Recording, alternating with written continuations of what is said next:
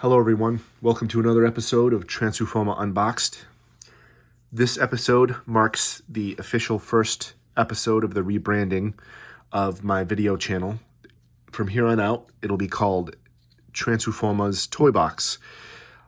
Essentially a series of videos showcasing different toys in my collection, whether it be new or old toys, or toys maybe in fact that you've not really heard of or seen in the wild before. The first toy I'm going to showcase in this, again, as I said, rebranding of my channel, is based off of a video game that was in the early 90s, around 92, 93, maybe even 94. I think it was created by Electronic Arts. It was a mixture of action sports with a little twist of sci-fi horror, with those, two descriptions. You probably can guess if you're savvy on that type of thing. The toy line came out right in the middle, around 94 or so, lasted only for 5 figures and 2 vehicles. Like other toy lines of the 90s, it was slated to go a little bit further, but just never made it. There was an actual cartoon of the series as well, which lasted, I think, maybe a year or two, which was around the same time. The toy line was made by Galoob. Many of you know that from the Micro Machines toy line and other things like expanders, if you know what that is, which I will definitely be showcasing at another time. A fantastic auto change toy line, similar to Starcom. Also, they did things like Roboforce. Now, not the ideal Roboforce, but a different type of mix and match Roboforce. Z-Bots, which was another Micro Machines line. But I digress. So the toys that I will be showcasing today are from the Mutant League line. Now, the Mutant League line was mostly football. They did do a hockey spin-off. And recently, over the past, decade, they did release new video games on the, other consoles and gaming platforms, maybe even earlier than the last decade. But I've always thought it was interesting because it was a mixture of monsters and mutants and robots competing in sporting events, which essentially was quite violent. And instead of tackling, there was explosions, dismemberment, and so on. I have to confess, I've never really watched an episode of the cartoon or played any of the video games, but watching quick videos and snippets and so on definitely looks like something that I should do at some point. So again, without further ado, I'm going to go into the toys. So here's a bag of goodies. I won this quite some time ago on an auction site, and was very happy to get it for a very cheap price. Now, when I say very cheap, I don't mean like, 90, 80. I mean like lower 20s, so I couldn't pass it up. So I'm just going to dump everything out here and go through it. Hopefully I get these names right, and hopefully I get the accessories right with them. So the first one here, they all have action features, by the way. And one of the action features depicted on the packaging is removable limbs. Now, you can pop these legs off, as you can see, like this, and they are interchangeable for the most part. Now, this guy's name is Sputer. I don't think his legs are interchangeable with any of the others because he is a big, thick dude. As I said, they each have action features, and they each come with a accessory or two. This, as you can see by the hole in the fist here, or the hand, this figure came with a football. I do not have the football to go with this. I know there's 2 here, but they go with other figures. So he had a football, and his action feature was if you pressed his head down, his arms fell off. Which is kind of an interesting action feature, I guess, but that's essentially what it was. If kids played with these figures and essentially tackled, his head would pop off and his legs would, or his head would press in and his arms would fly off, which is whatever. Probably very close to what the game did. Who knows? Most of these figures had leg articulation, knees, and of course a foot peg here. But the arm articulation was non-existent, other than, you know, essentially a static looking arm. So again, his name is Sputer. He looks like a troll type guy. His head doesn't really move, other than press in to make his arms fly off. But that's the first guy. First player on the team. I think he's on the team Monstrous or something like that. Monster, I don't know. There was two teams. This symbol, and then we also had this symbol, which is the Slashers or something weird like that. But this one here, his action feature is if you press the peg or press the little trigger button on his back, his head flew off. Now, these spring-loaded features on these figures particularly are quite strong, which is not what we see today. Today, it's either a gentle flick and his head rolls off, or it's more of a press trigger. But of course, due to safety regulations, they can't do that anymore, I'm assuming. So again, static arms. The arms do come off. That's one of the, as I said, the features. Because this is a more slender, slim figure, the arms and legs are interchangeable with the other slim figures that I have in the pile here. His knees, one more time. So his name is KT Slayer. He actually came with a goalpost, which I will show you in a minute as soon as I... actually, more like a scoreboard, not a goalpost. I mean, it is what it is. So, and I don't know how these really were depicted in the toon, but I'm sure that all of these figures were main characters. I do know one was a main leader, maybe, or a good guy. I don't know. I don't know who was bad or who was good.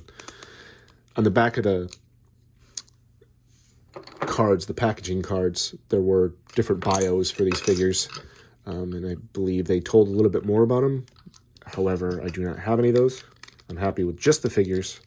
Who needs packaging anyway? So there's the scoreboard, and as you can see, KT Slayer, once shot out, explodes that scoreboard. So, kind of a cool figure. I do wish that they had arm articulation. I understand why they don't. But I guess that was the era of these toys, to have a little bit of articulation, but lots of action gimmicks. Next figure I'm going to show is one of my favorites. Actually, it is my favorite. It's Bones Justice. Now, this was one of the figures I think was one of the major players in the cartoon. I don't know about the games at all. He has head articulation, which is, you know, one of the... actually, this is one of the only figures that has a head articulation. And what I just noticed is light piping as well. I never noticed that until just now. So as you can see, the two holes in the back of the head probably light up that eye situation there, his mask. So, but he had, again, no arm articulation, but he has knee articulation. He has cleats, but no waist. So I'm going to show you this real quick. So as I said before, the arm swap thing, but oops, and there that goes. Let me just adjust this again with my old video series. All this stuff is unscripted, so with that set malfunction, obviously, you couldn't plan for that one. So here we go. So we're going to do this. And again, the arm is interchangeable. So you can definitely interchange the arms and the legs.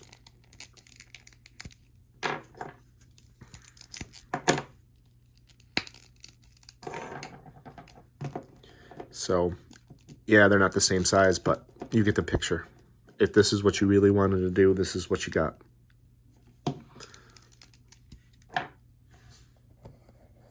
Just going to adjust the camera here.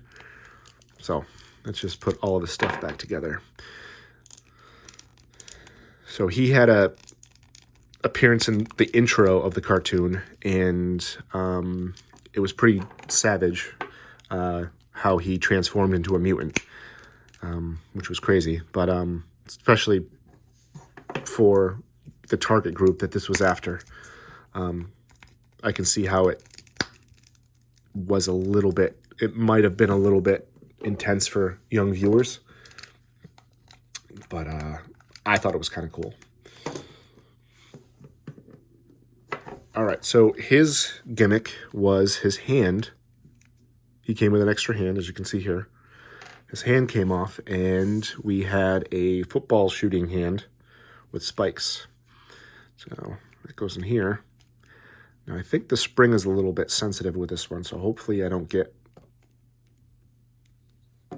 another set malfunction here. But as you can see, that was his gimmick, and you press the button, and it shot out. He came with a slime ring and a base. I do not have the stock for the base. That's something I have to track down on eBay or whatever other auction site. But I don't think it's too hard to get because I've seen it a couple times. So it did come apart in 2 pieces, and it went right here. And I think you just attempted to shoot it through the ring. So Bones Justice, ladies and gentlemen. Again, one of my favorite figures, and I just discovered about the light piping and can't wait to try it out as soon as I locate a flashlight. Yeah, that's what it's called. So the next one, the last figure, because there was only 4 figures in this series. His name is Razor Kid. Now, again, I don't know who's bad and who's good in this situation. I know that they're all just players of teams. So Razor Kid actually had waist articulation, but that was part of his gimmick. His gimmick was his tail. And look at that crazy face. He came with sneakers and, again, the arms you could interchange with others. He came, I think, with the most accessories of all of them. He came with a base with foot pegs, this here, and this here. Oh, and I did forget to mention that this yellow guy without a head back here, KT Slater, also came with a football that, came with a football that I believe shot out somehow or something or other, but it had a peg here. I'm not quite sure what that peg is for, but anyways, can't actually see. I don't know what that peg is for. Maybe I'll research that at some point. Probably some hidden feature that I don't know, but I digress. So this Razor Kid came with a football with this. So this actually went in here. As you can see, hopefully you guys can see this. And as you can see, the peg triggered this, which shot out the football. He also came with a goalpost, which looks like made of bone or some sort of weird scale thing.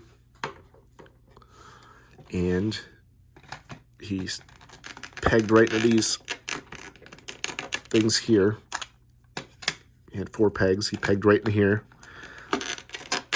which is extremely tough to do. I'm not going to force it. And head articulation. Again, one of, this and Bones Justice are the only ones that actually had head articulation. And when you did that and did it hard enough by using these pegs here, it triggered that, making the football fly out of the screen, and goal. So those were the figures. So again, we have the green guy in the back, who is Sputer. He came with a football, which I do not have. We have Bones Justice, essentially my favorite character of the whole entire group. I'm going to zoom in here and show you. And then we had KT Slater, which is the headless guy. I'll get his head in a moment. There we go. I got his head. Make him complete again. Like those bones. And this one right here, we have Razor Kid with his goalpost and football. So, you know, as I said, they short-lived figure series by Louis Galoob only lasted a very, very short time. I think they intended to make some hockey action figures as well, hockey-based, and it was a repaint of this Bones Justice guy and maybe a new character, and I think a new vehicle, maybe a Zamboni, if I remember correctly, but I could be wrong. So this also had two separate vehicles. They looked very similar. They were motorcycle-type vehicles. One, which was the Savage Cruiser, had I think a net on the back, and the other one, which was the Bone Cycle, spelled S-Y-K-L-E, ooh, very edgy, was just a purple motorcycle. However, they were very similar looking. They didn't really deviate from different, you know, I guess, features. But hopefully someday I'll get those. I'm not really on the hunt for them. I'm just glad I was able to get the whole entire series of these. Anyways, that's my first official video of Trasufoma's Toy Box. I appreciate you all watching. I would definitely recommend tracking these guys down if you like weird oddball toys of the 90s. They do have cool action features and very strong spring-loaded appendages for the most part. Just sad that most of these lines like this and obviously Monster Force and, you know, the Galoob version of Roboforce, they all had very few figures and they just died a slow, unnoticed death. So, but anyways, again, thanks. Hopefully you tune in next time.